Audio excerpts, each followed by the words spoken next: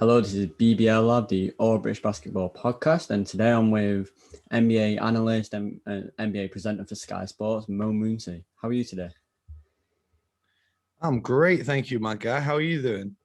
Yeah, I'm good. I'm good. Yeah. So the way it'll work, I've got my own questions, and I've got a couple of fan questions at the end, and we'll probably talk, I guess, about you, and then a bit about the NBA, and then a bit about British basketball as well. So yeah. Yes, sir. Okay, so to start off, I guess talk a bit about yourself, explain who you are for those that don't know, and your background, etc.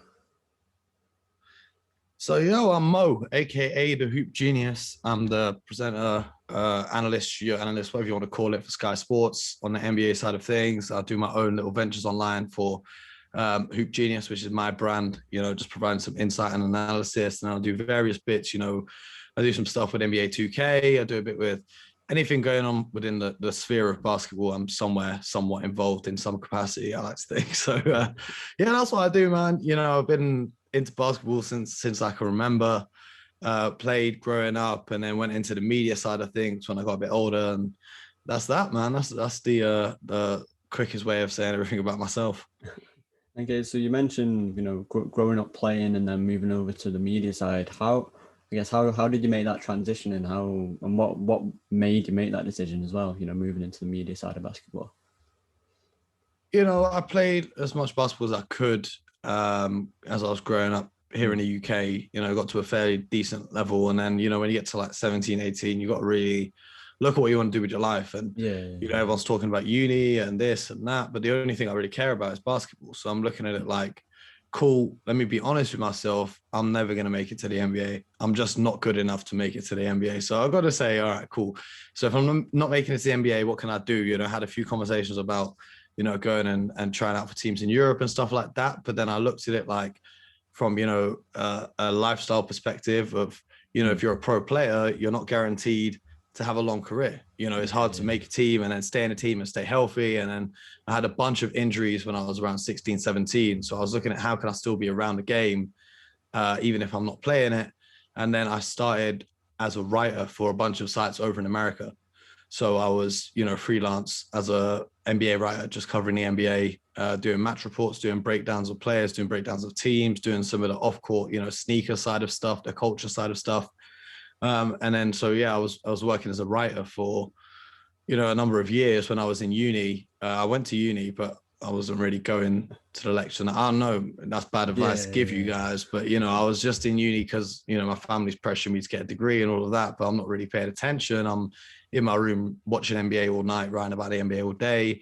And then obviously I noticed, the way that social media is going, the way the industry is going is written content was getting less and less and video content was getting more and more. So I started working on, becoming a presenter and sharpening my skill set in that sphere and making video content myself. And then eventually, started making a few different channels, a few different shows, and got myself to where I am today. Okay, so you mentioned the video side of things, and obviously with social media, with YouTube comes, I guess you could say, haters. And I've experienced them myself. Someone's always got something to say. So I guess how do you deal with these, I guess, trolls online? Well, you got to think about it like this, right? They only hate on you if you're doing something. Yeah. No one hates on someone that's doing nothing. Like you look at the NBA, no one hates on just the average player. I don't know if Nerlens Noel has got any haters, but I bet LeBron James has got more haters than Nerlens Noel. Do you know that's no disrespect, and that was just the first player that popped into my head. Do you know what I'm saying? It's like when you're great, people want to hate on you. And the other thing is when you're coming from a place, where like I'm coming from the UK, right? Yeah. And I feel like I'm doing a lot of things that no one from the UK has done before. And I feel like some people, if they've got negative things to say, I often look at them and I'm thinking, well, you're just mad that you're not doing this. Like if I'm getting an opportunity and you're not, of course, you're going to have something negative to say because it stems from jealousy. That's really the core of all haters and what they are. It's really jealousy and insecurity. So when you're aware of the mindset of a hater, in quotation marks, I can kind of see the real reason why they hate on me because I know I'm great at what I do. I know people are only if someone's saying, oh, he's rubbish, you know, I don't want to hear him talk.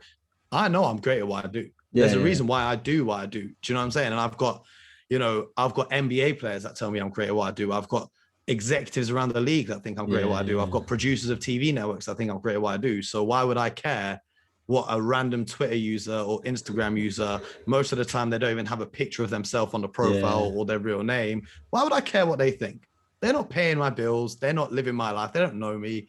They're open to it. And the other thing with sports is I find that a lot of times someone's hating on me or saying negative things, it's because I've said something about their favorite team or their favorite player and they've taken it personally. And I'm like, my whole thing is this, these players don't know you. With all due respect, like if you are a Bucks fan and the Bucks have played badly and I've criticized the Milwaukee Bucks and I've criticized Budenholzer or Giannis or whoever it is, what I'm saying is based on facts, because when they play well, I say good things about them, right? That's my whole thing. I'm impartial as an analyst, and the way I break things down, I only say the facts are in front of me. But when you have an emotional connection to a team, if you're a diehard Milwaukee fan and someone criticizes your team, you feel some type of way. And you're saying, who the hell this guy? Why is he saying this? Oh, you don't know what he's talking about. Cool. That's cool, whatever. Because I've even seen, like, you know, there's certain fans in the UK community, I've said things about their team and they said, oh, this guy's rubbish, I don't know what he's talking about. And then when their team's playing well and I've said good things about them, they're messaging me, oh, I love what you do, I love your work. And I'm like, well, I saw your tweets. I didn't reply to them because I ain't got time for you, but I saw them. Don't think I didn't see them. Don't think I didn't hear them. You keep the same energy. So that's my whole thing. I don't take it personally. I don't take it personally because at the end of the day, no one knows me personally. Do you know what I mean? Like, anyone who hates on me, they've never met me.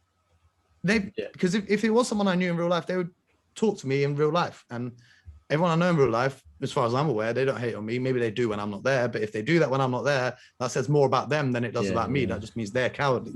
So anytime, whether it's doing media or whatever you're doing in life, if someone's hating on you, all it means is you're doing something right. Because no one would hate on you if you're out here being rubbish and making a fool of yourself. So that's the way I see it, man. I brush it off. And that's the advice I'll give to you and give to anyone else. The only reason people are hating on you is because you're doing your thing and they wish they were doing what you're doing. No one like no one more successful than you ever hates on you. I've never had an NBA coach or an NBA GM come to me or talk about me and be like, this guy's rubbish at his shoulder. It's always just random people who know what they do with their lives. And you know, it gets like that, and it's just part of it. It's just one of those things you got to accept. And it's like, cool, this is part of it now. And people can try and troll me, and people can say this, and people can say that. But at the end of the day, no matter what they say, I'm living my life and I'm doing my thing. I'm taking care of my people, and that's all that I care about. I don't care what anyone has to say about me.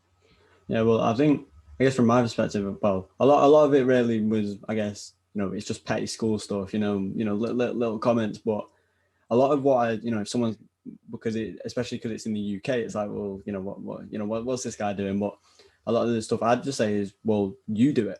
You know, if you say this, you do it. If it's like easy or whatever. So that's what. So I'll give you an example. So I remember being at uni. I remember being at a party, and I'm at a party, and I'm talking to one girl, right? Yeah. And then she goes and is doing whatever, and then 3 other girls come up to me. And they didn't like the girl I was talking to before. So I know that they're going to be saying something negative off the bat because I'm talking to someone that they don't get along with. So they're trying to insult me now. But I know that they know nothing about me. So they're like, oh, so what are you doing after you graduate? Your little basketball page. And then they're all laughing. And now I'm sitting here like, all right, cool. I'm going around the world and I'm doing all these shows. That's where my little basketball page has got me. What are you doing?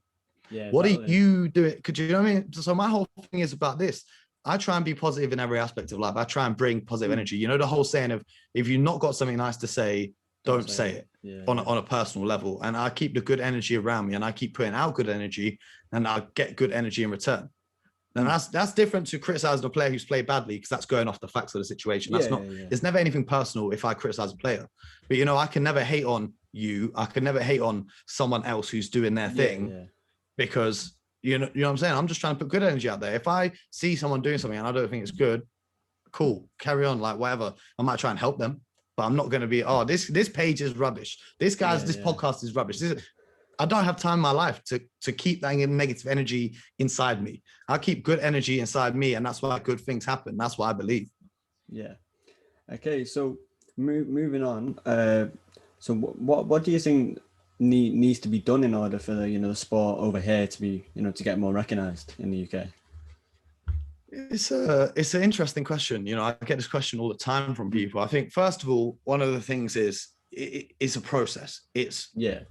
you know, it's not going to happen overnight. We're not going to wake up one day and everyone's a basketball fan, and it's going to take time. And if you look at how much the popularity of the sport has grown in the last, let's say, 5 years, for example, I look at it like this: the growth is exponential. That means the more time that progresses, the faster the growth becomes.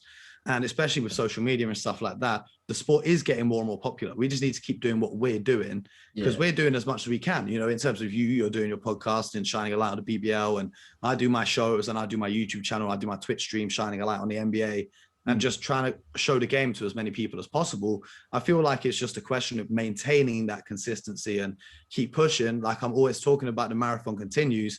It is a marathon. At the end of the day, it's not going to happen quick. And obviously, you know, for it to become huge, then we need to get into conversations about funding the sport and who makes those decisions and who's in charge of where that funding goes and who's in charge of different organizations and different leagues and teams, and are they making the right decisions? That's a whole nother conversation that we can have. But, you know, for me, my whole thing is this: like, most people, they grew up and their parents or the people they grew up around, they're into football, right? In the UK. And the weekend you sit down, you watch Premier League or the FA Cup, and you go to the local football games, right? My thing is this: when we're old, you know, how old are you? 15, yeah, 15. You're 15, right? So I'm 10 years older than you, right? So when we are 30, 40 years old, and we have families of our own, if you have a family of your own, right? Your kids, my friends' kids, your friends' kids, they're going to grow up knowing about the NBA, knowing about the BBL, because you know, children absorb things that they see around them. So when we have a generation of kids growing up whose parents love basketball the way that we do, on the scale that we do, because I know there's parents out there now who do a great job and they love basketball, but there's not that many of them. Do you know what I mean? The average, if you break down the numbers of basketball fans in this country, I bet the demographic skews way more towards younger people, like 25 and below, than it does towards 30, 40-year-olds, right? So that's my thing, is like, in 10 years' time, you're going to see a whole generation of kids being raised that love the sport of basketball as much as people love the sport of football. So for me, is a question of, it's not a quick thing, but all I can do from my perspective is, you know, try and put the sport on the biggest platform I can, try and get everyone involved and aware of the sport and aware of the culture around the sport. Because that's the thing with basketball, is it's more than just the game on the court. You know, there's the whole music side and fashion side and, you know, video games, which is huge. And that's other ways that people become fans of the sports. Like, I've got a bunch of fans that became NBA fans from playing 2K. So I just try and promote the sport as best I can. I try and put it in a positive light, and I try and explain things in a way that, whether you're a newcomer to the sport or whether you love the sport massively, you're getting benefit and you're getting value from the way I'm breaking things down either way. Yeah. So I think, based from, you know, looking at Twitter, I think I gathered am I right in saying you're a Boston Celtics fan? I'm indeed. Yeah. So, being from the UK, how did you make the decision to, you know, go out and go and support the Boston Celtics? Well, mine's a little different. My family actually lives out in Boston. So, you know, I grew up in the UK, but my family's out in Boston. So I've been a Celtics fan since I've known about the NBA. That's just off the bat standard, because if I go to the States, I'll go visit them, and you know what I'm saying? So mine's a little different to everyone else's. You know, people often ask me, like, what team should I support? And my thing is this with the NBA, is like, the NBA goes in cycles, right? So right now, you know, the teams that are great, in 10 years' time, they might be the worst teams. And the teams that are terrible now, in 10 years' time, they might be the best teams, right? So let's say, for example, the Charlotte Hornets, a few years ago, they were a laughingstock. Now they're the most exciting team to watch, right? So my whole thing is, just pick either a place that you've been or a place that you want to go. Or I think the best way to do it is, because the teams are so creative with, like, the team branding, just pick whichever one you think is the coolest. Like, pick the Timberwolves. They might be rubbish, but the jerseys are cool. You're going to get a load of cool merch, and maybe one day Anthony Edwards will become an MVP. Or pick the Houston Rockets. Houston Rockets are so wavy. Like, the whole branding of the Rockets being in Houston, I think it's sick. Like, it's so creative the way it's done. I feel like you can't go wrong supporting any team. And obviously, if you've got a personal connection, it just makes it a little bit more special. Yeah, well, I know for myself, I'm a Sixers fan. So I think it was 2K17, but I think it was the year of 2K18. But I got 2K17 because I was like, the year I was getting into basketball, but I didn't want to go out and splash out 50 quid or whatever on the new game. So I think I was playing my career, and then I think the Sixers is the team I was starting my career at or whatever. So I thought, you know what, I'm going to support these, and ever since I've supported the Sixers. So yeah. That's what I mean. There's no wrong decision in whichever team you support, unless you're going to go and become like a Sacramento Kings fan. Then that's just going to be a painful next 20 years. But you know what I mean? Like, jokes aside, it's dope that how video games got you kind of more into the NBA and got you affiliated with a team. Like, see what I'm saying? The whole thing, the whole culture around it is just amazing. Yeah. So, and carrying on with the NBA scene, what do you make of the Boston Celtics this year? Oh, stressful. Because I haven't watched much NBA this year. So the thing is, every year there's going to be one team that's the champion. And there's going to be about 3 or 4 other teams that are in the mix for a championship. And at the start of this year, I said to everyone, I'm not expecting the Celtics to be contending for a championship because look at the roster. Look at the players that are on the team. I was in fact saying to someone last night when we lost to the Cavaliers, like, name me the players on the Celtics roster that are good 3-point shooters and can play defense. Because nowadays in the NBA, if you're a role player, you got to be able to shoot threes and play defense. You can't name them. The Celtics roster is awful. The way it's constructed is terrible. It's predicated upon the young guys developing while still on their rookie contract to being able to help Jason and Jalen. Obviously, Marcus Smart being injured didn't help. Kemba Walker being injured didn't help. Players having COVID didn't help. But I say it's stressful, but I'm not that surprised. I am surprised that they're like a 500 team and they're doing this bad. I didn't expect them to be up there with the Nets and Sixers and the Lakers and the Clippers, but I didn't think they'd be this bad. Yeah. Okay. So obviously I said I'm a Sixers fan, so I'm going to be a bit biased. Would you say Embiid is the MVP? Because I think he is as a Sixers fan, but what do you think? I think I tweeted out last night that the beauty of this NBA season is that the MVP conversation changes every day. Yeah, I saw that, yeah. But I had Embiid as the MVP up until he got injured. Obviously, him being out now, kind of, not that he can help being injured, but it does weigh into the factor of like the amount of games played. I feel like it could very well be Embiid. It could be Jokic. It could be James Harden. If you look at what he's done since he moved to Brooklyn, Jimmy Butler's taken the Miami Heat on a 9-1 stretch. LeBron James, a pillar of consistency over in LA. Dame Lillard carrying that Trailblazers roster through all the injuries. Steph Curry, people thought the Warriors would be out of playoff picture. He's carrying them through. Like, there's so many players this season. I feel like it's going to come down to who closes out the season the best. Yeah. So you mentioned LeBron. LeBron or Jordan? Who you taking? Well, this is the ultimate question about basketball, right? Because that question in and of itself, right? When you say who are you taking, am I saying who am I taking if they played 1-on-1? Who am I taking to build a franchise around? Who am I taking for a 1-off 5-on-5 game? Do you know what I'm saying? There's so many different elements and aspects to that question. Now, I always say that I've got Michael Jordan as number 1 all time. Yeah. The reason being is the storyline of because I was born in the 90s, right? So really, by the time I became a basketball fan, Michael Jordan was on the Wizards and then he was kind of retiring. So me looking back at his career, and like you've seen it in The Last Dance, it's just a perfect storyline. Do you know what I mean? Like, couldn't be the Pistons, kept trying, won 3 championships. Father passed away, took some time away from the sport, came back, won 3 more, took some more time away from the game. Like, the storyline is just too elite. Whereas with LeBron, as great as he is at this point of his career, I was there when he was in Cleveland the first time, getting bounced out of the playoffs. And I was there when he moved, to Miami and made that super team, which I didn't think, personally, I don't really, that's not my way of doing things. Is it frozen? Yeah. Your screen's frozen, yeah. I might have done as well. I'm not sure.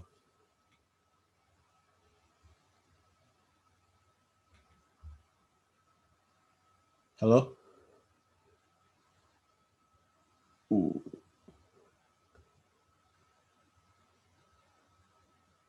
Can you hear me?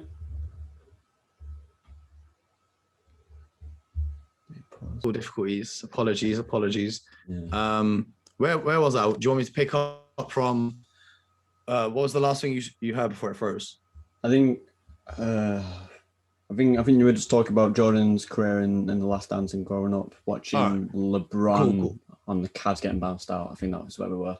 Yeah. So obviously, like, Michael Jordan's career, when you look back at it, it was almost like the perfect story. It was like when you watch The Last Dance, that could be a fictional story that someone's written to be like a really good, entertaining story, right? Whereas I, as a first-hand, fan of the NBA, watched LeBron lose in Cleveland and then run to Miami to team up with 2 other superstars and then lose to Dallas, who they really should have beaten. And then, not saying that people think I'm a LeBron hater. I'm just saying the facts of what happened. I'm just stating the facts. And what I love about LeBron is every time something's happened in his career, he's been able to bounce back. Like, after he lost to the Spurs, he really improved his shooting. Then after he lost to the Mavs in the final, he really improved his post game, and his passing got even better. So with LeBron, it's like amazing. Do you know what I mean? The progression and the consistency and the amount of years he's been doing it with. And what I always say to people is, there's no shame in being the second greatest of all time. Yeah, exactly. Yeah. When you think about how many people on earth have ever played a game of basketball and you're top 2 on that, like if I become the top 2 greatest ever media personalities in basketball and Stephen A. Smith stays at number 1, obviously I would love to be number 1, but I can't be that mad that Stephen A. Smith, who was, at the end of the day, I look at it in the same way. Stephen A. Smith's career has been a storyline. He grew up covering Allen Iverson and then he transitioned to ESPN, had a radio show, and now he's got his TV show. Whereas I'm coming up now and doing my things. Purely because if anything doesn't work out for me now, so say I do a show and it flops, it's now magnified on the global stage because of the internet and because of social media, whatever. And you know what I mean? And even if I do go on to have a massive long career of success like LeBron James, in a lot of people's minds, I still won't be the greatest ever. I'll be the second greatest ever. But when it's all said and done, can I really complain about being top 2 ever? And the thing is with basketball is there would be no LeBron James without Michael Jordan. Yeah. And there would be no Michael Jordan without Dr. J and the players that came before him. And there would be none of them without Bill Russell and Wilt Chamberlain. Like, so I've got no doubt in my mind, because I hate using stats in these arguments. People are like, oh, LeBron's average this. But in 20 years' time, we're going to see a kid come along that everyone says is better than LeBron. Yeah. But when that kid does come along, we'll be looking at it at the lens of, no, but LeBron's much greater than him, because once you look at everything nostalgia, do you know what I mean? Like, you tend not to focus on the negatives unless, you know what I mean? Like, when LeBron retires, we're probably not going to talk about him not being able to win in Cleveland because the team around him was terrible. And we're probably not going to talk about the Mavs bouncing. Even now, no one likes to talk about the Mavs destroying the Heat in the finals. People barely ever mention it, but they always love to talk about LeBron beating Golden State in the finals. True. It's one of those things. And I feel like it's whichever player has the strongest emotional connection to you, whichever player you idolize more. Now, for me, bro, come on, look at me right now. Over there in my office, I've got about 100 boxes of Air Jordans. So for me, I've got 1 pair of LeBrons and 100 pair of Jordans. Like, for me, Michael Jordan is Michael Jordan. And when you look at what he did for the sport on a global level, if you look at the Olympics, and there was fans in Japan ordering Bulls games on VHS through the post, and they would watch Bulls games 2 weeks after they'd played just to see Michael Jordan. Like, there would be no NBA as we know it without Michael Jordan. And that's why I believe him to be the greatest player of all time, regardless of whatever LeBron, like LeBron could win 6, 7 championships and whatever. But just for me, it's not LeBron's fault that Michael Jordan came around before him. Do you know what I mean? Like, maybe if LeBron played in the 80s and 90s and Michael Jordan played now, it would be the other way around. There's no way of ever knowing. I just feel like we've got to respect the greatness of all these great players. I don't think it matters who's the number 1. I feel like they're both great players, and we should just respect them as great players. That's what I don't like about, even in music. Everyone's like, who's the greatest rapper of all time? Everyone's like Tupac or Biggie. Well, why has it got to be either or? Because I've got Spotify and I can listen to both of them if I want. Yeah, exactly. You know what I mean? I can go on YouTube, I can watch Michael Jordan and LeBron James. They're both great in their own different ways. So that's my whole thing, because there's so many different elements, and people want to argue about rings. All right, cool. Then Bill Russell's the greatest. People want to argue about stats. All right, cool. Wilt Chamberlain's the greatest. Like, you know what I mean? It's an impossible argument to have. So for me, my personal preference, MJ all day, as you can probably tell. Okay, so moving on to, I guess, the YouTube scene, and obviously you've got your own YouTube channel. To anyone looking into getting into YouTube in any industry, whether it's gaming, basketball or whatever, what advice would you give to them? So my advice is advice that I need to follow myself. But because what people don't know is, obviously I do my shows, but I do a whole bunch of other stuff behind the scenes that people might not know I've had a hand in doing, whether it's producing stuff or marketing stuff or whatever it is, right? So I don't have, like, my YouTube channel, I do in my spare time. A lot of YouTubers, it's their career. like it's their career to do YouTube, right? But mine is, I do my work with Sky, I do my freelance work, I do other bits with whichever other brands. And then in my free time, I make YouTube videos, but I don't get a lot of free time. So my channel is very inconsistent. And the number one advice for anyone trying to go on YouTube is consistency. Like from my friends who are YouTubers, if you post a video every day or every 2 days or every week, and your fans know when and where your videos are coming out, then you'll be successful on YouTube. Like, don't look at me to become a successful YouTuber, because I look at people like DBG, who's a 2K YouTuber. This guy puts out multiple videos a day. That's really the blueprint of how to become great on YouTube, whether it's in basketball or gaming or whatever it is. Consistency is the number one factor on YouTube. And the other thing is, you got to really study it before you get into it, because that's like making some videos, but it's only when you look at, all right, the thumbnails. Okay, let me research the video tags. Let me research what time should I post it. Do you know what I mean? I could post a video right now. We're recording this on Thursday at 8 o'clock, right? Yeah. But if I post it right now, half the country's watching Europa League. My video is not, but if I post it at 10 o'clock when everyone's finished watching the football and everyone's bored, then I'm probably going to get double the hits straight away. Then the algorithm is going to be like, okay, this video is more popular. Let me bump it up the algorithm and it's going to be better. So my whole thing is just research and study. It's the same with anything you do in life. Research and study, come up with a game plan, but overall it's just consistency. Yeah, well, I guess I could say the same for my podcast as well. I've found that recording the podcast is actually the easiest part.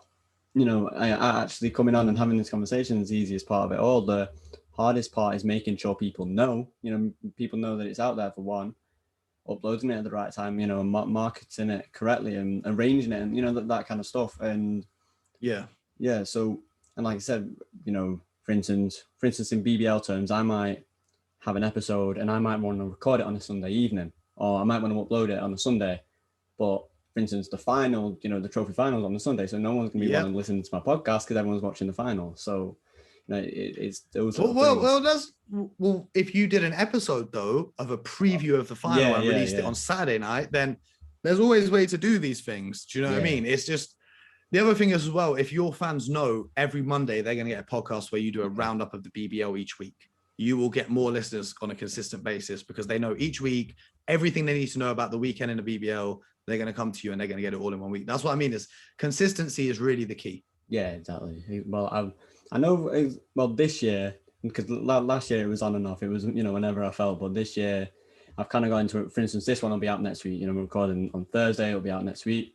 I've got into a rhythm of recording a week ahead. So then I know if anything happens, I've still got time to, get, something sorted and something arranged. So the other thing.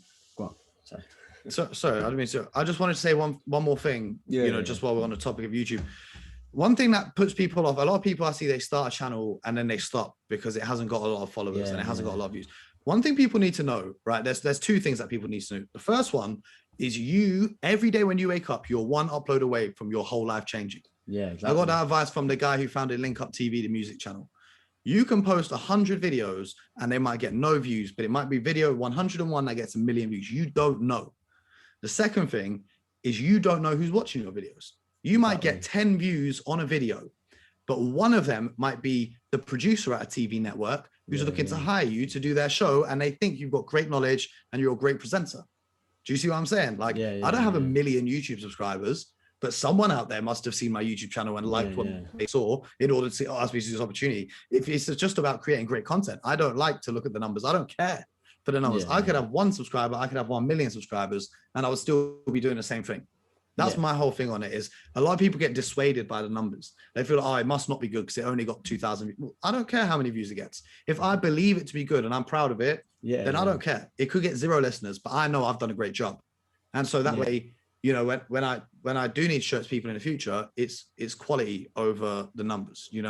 That's the thing. A lot of people get confused in the world now, especially in the world of influencers and all of this stuff. People forget that it's actually substance over the aesthetic of, I've got 20,000 followers, cool, whatever. But how many of them can you actually reach? How many of them actually listen to your opinions? You know what I'm saying?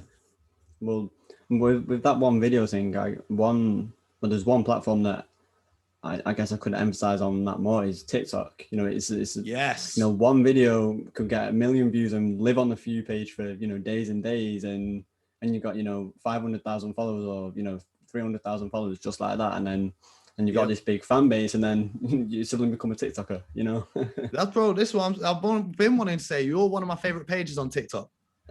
You're one of my favorite pages on TikTok. I see it every time I go on the app. I don't really use. I feel like I'm a bit old to be using TikTok like that, so I go on it like a couple times in a week.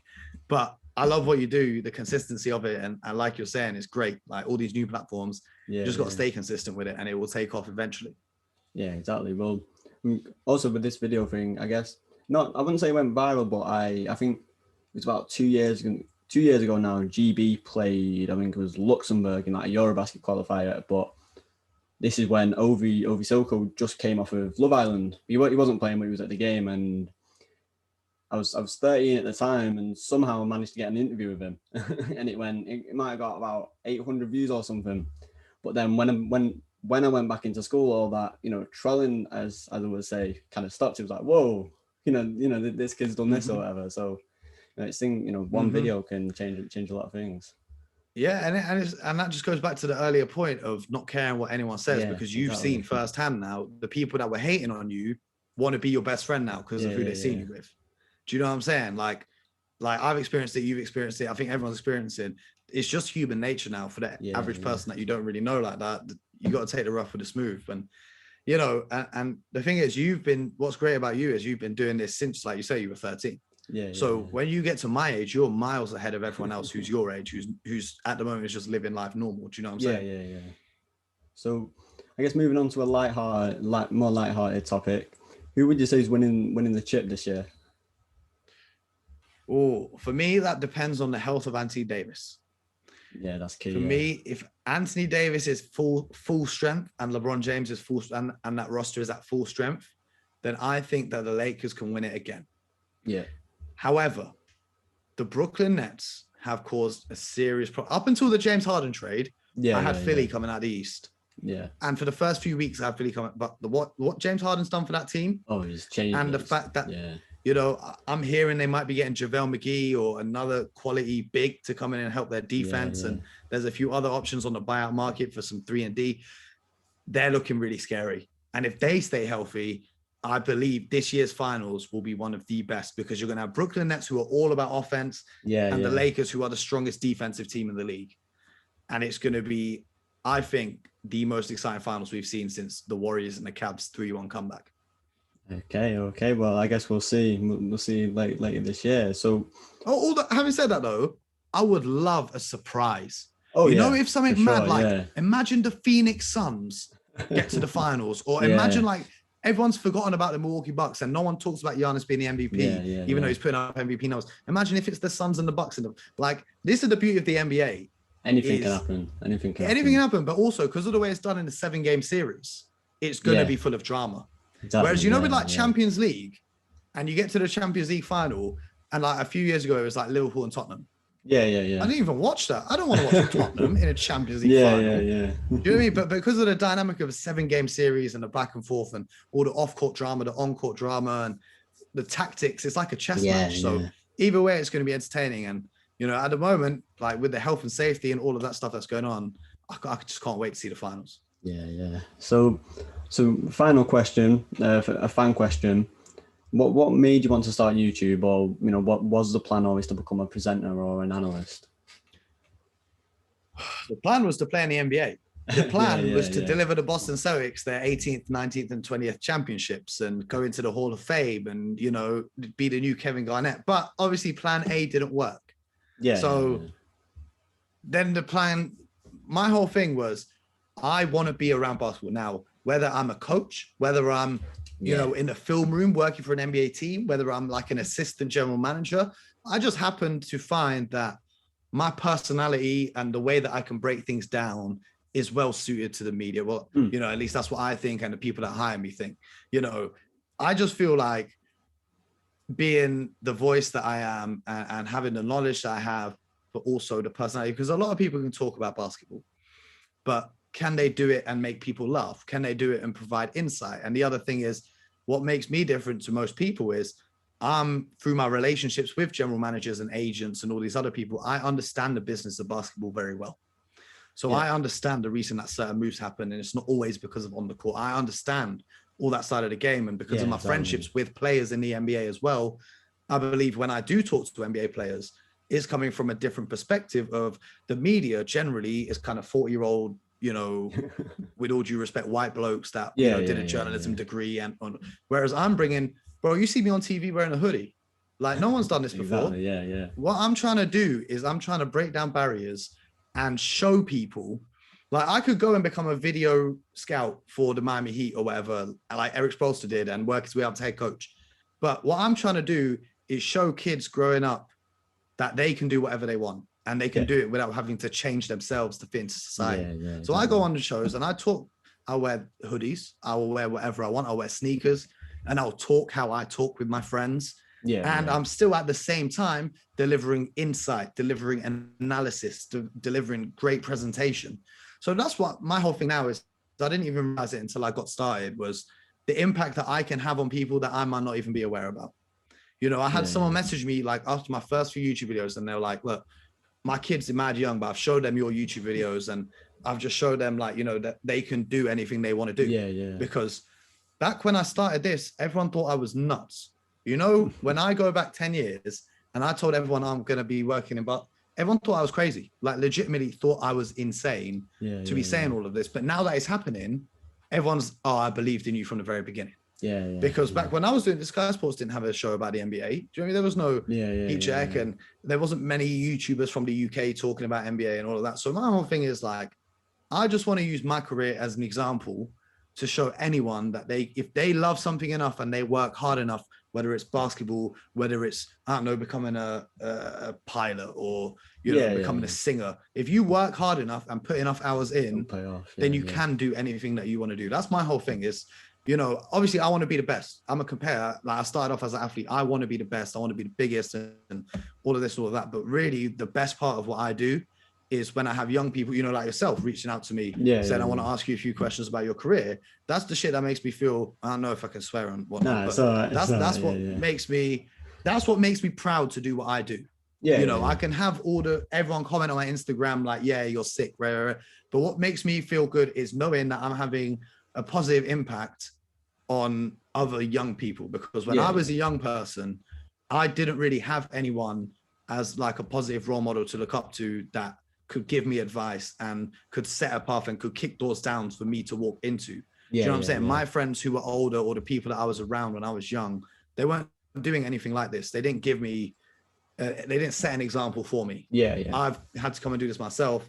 And I'm hoping, you know, especially with all the bad things that go on in the world, like my thing is this, like, yeah, cool, I talk about sports, but what's the most important thing I've ever done since I've been on TV? The most important thing for me was when I'm on TV talking about, you know, social justice and issues around race that affects all aspects of society. Because for me, I believe my purpose is to be way bigger than sports. Sports is just the platform. Sports is just the platform. And the other aspect of that is one conversation I had with a friend of mine. Shout out to Kennedy. I don't know if he's going to be listening, but listen, when we were in uni, I went through a period of not doing anything. Like I was just partying and just not doing any, and he pulls me aside. He goes, look, when are you getting back to doing YouTube videos, or when are you going to get back to writing blogs? I was like, bro, I'm just, you know what I'm saying? I'm just living my life right now. He's like, look, you don't understand, right? That there's people out there who, some of them, the best part of their day will be watching your video and having a laugh with you and listening to the jokes that you're telling about whatever play you're talking about. And, you know, like you don't know that the impact you're having on people's lives, even though it's just sports. You don't know if someone's in a really bad place and they're using sports to distract themselves from whatever's going on in their life at home or whatever's going on. You don't know what is with that. So with that in mind, my whole thing is I want to help people. And, you know, if I can help people by distracting them from all the terrible things that are going on in the world, that's a win for me. If I can help them by making them look at me and think, I can go and achieve whatever I want to achieve, that's a win for me. All the other stuff, the number of followers I have and the amount of money, I don't care about all of that. That's extra. My whole thing is I'm just trying to help people, and I'm just trying to set a good example, because for young people, it's easy to get caught up in the wrong things. And, you know, I hate when I see young people who are talented and, you know, get caught up in the wrong thing and waste their potential, because I feel like, especially, you know, coming from ethnic minority backgrounds as well, the world ain't fair to us and we've got to work extra hard to get to where we're going. But it's not like we're not as skilled and as great as everyone else. We just need to show it. And that's my whole thing, is I'm just trying to set an example for the next generation that comes after me and the next generation that comes after that. So that if there is a kid growing up and he doesn't have, like, I remember the first time I went to do a show with Sky, I'm wearing a tracksuit. Bro, I just didn't own any suits. I didn't, my first paycheck hadn't come in. I just didn't own any suits. So I was like, I'm going to go as myself. I'm going to roll there in Jordans and a tracksuit, and cool, here we are now. And that's me. Like, that's who I am. So I just want to show everyone, like, no matter where you're starting, no matter what you're starting with, you can do, and it sounds so corny, but you really can do whatever you want to do. You just got to put hours in. And I don't say that lightly, because the amount of hours I put in, you can see the bags in my eyes, bro. You know what I'm saying? Like, it's hard. It's hard work, but that's what I'm trying to do, man. Inspire. In the words of Nipsey Hussle, I'm just trying to hustle and motivate. That's the key. Well, it's been great talking to you. It's been a great insight into the NBA and when you yourself in your career. So yeah. It's been a pleasure, man. Listen, I just want to say while I'm here, everyone who's listening, make sure you subscribe to BBL Lab. Make sure you're following them. TikTok, Instagram, Twitter, podcast, Spotify, Apple, all of them joints there, because, you know, it's the thing is with basketball in Britain. I was talking to someone earlier. There was a journalist interviewing me for a newspaper report they're doing about basketball here. And he said to me, like, describe British basketball in one sentence. And I was like, a community of dope individuals all working together to grow something that we love. We don't get the funding from the government, and the people at the top of various organizations mismanage it massively, you know, but you're doing dope things in the BBLC. You're really pushing it, because I talk to other people and you know, I talk to them about British basketball. I say, yo, where'd you get your BBL highlights? They're like, oh, this page, that page, this page, BBL Lab, BBL Fix, whatever it is. And the way I see it right now is you guys are doing a better job than the BBL are themselves. Oh, we are. I'm going to say that we are. I'm going to say this here right now to anyone who's listening, right? Whoever's in charge at the BBL, you need to hire Marcel to run your social media, because bro, I'm not even lying. Yeah. If I open Instagram right now and I go to the BBL official Instagram, this is terrible. Let me be clear. Like, I'm not hating on anyone. I'm just saying it how it is. In fact, I'm just gonna say, remember, there's a final on Sunday, by the way, and I'm just gonna ask to tell me how many posts or whatever there is about the final. That's all. Well, this is the thing. First of all, how many highlights are there? There's like, if we go back to the past week on this page, and bearing in mind, I'm coming from the perspective of working with the biggest sports league in the world. Yeah, that's what I do, right? In the past week, you've got one photo, two photos, three photos, a picture of a podcast, not even like a snippet of the podcast. You've got one graphic, a graphic of people making their predictions. Like, Instagram has a voting option. Why are you doing it as a post and not a story? Like, I just feel like if the BBL are listening, hire Marcel, who is 15 years old, and he will be doing a better job than whoever is currently running this. You can clip this up, post it on whatever you're posting, right? This is the campaign I'm starting right now. Hire Marcel. Marcel, state your price of whatever you want him to pay you. Go and run that feed, and it will help British basketball grow more than like, bro, I was talking, you know, I know a lot of these guys that play in the league, right? Yeah. We have some really talented basketball players in the BBL. Oh, for sure. We have some really, really talented guys. Okay. BBL gets a lot of hate from people. They don't realize how great these guys are. Like, for example, my boy, Kevin Ware, right? He's a household name around the world. Exactly. What have you done to market that? DeAndre Liggins played in the NBA. He played guarding. I watched him on a Christmas Day game, primetime NBA, lock down Steph Curry. Why are you not marketing him? Gino Crandall for the Leicester Riders. He's the most exciting player I've ever seen play in the NBA, in the BBL, from the highlights that I've seen this season. It's crazy. Why can't I see one of his highlights on their Instagram page? Like, they've got talent. Why is it not out there? And then they want someone to pay, all right, you're still growing as a league, and you want me to pay £25 a month to watch half the games, because half of them have got prior agreements. NBA League Pass is £23 a month to watch the best players in the world play 12 games every night, every day of the week. Like, whoever's in charge, I don't know whoever is in charge. It's nothing personal, but it's not helping. It could be growing so much better, and it's just not. So this is my campaign. Marcel to run the BBL social media. That's what I'm saying right now. Official cosign. Official cosign from the big dog. And now watch, as soon as they hear this, they're gonna go hard on their social media now. Yeah, we're gonna have them on the ropes. They're gonna have to double the output. But for real, I love what you're doing, bro. And especially starting at a young age, it reminds me of myself when I was your age. I was just making blogs and just writing blogs back then because it was before Instagram and everything. But the passion is there, the drive is there, the hard work is there. And it would be good for, you know, a spotlight to be shown on that and, you know, help the game grow, because that's what it's all about. Appreciate it. Thank you for coming on. It's my pleasure, my brother. I'll speak to you soon.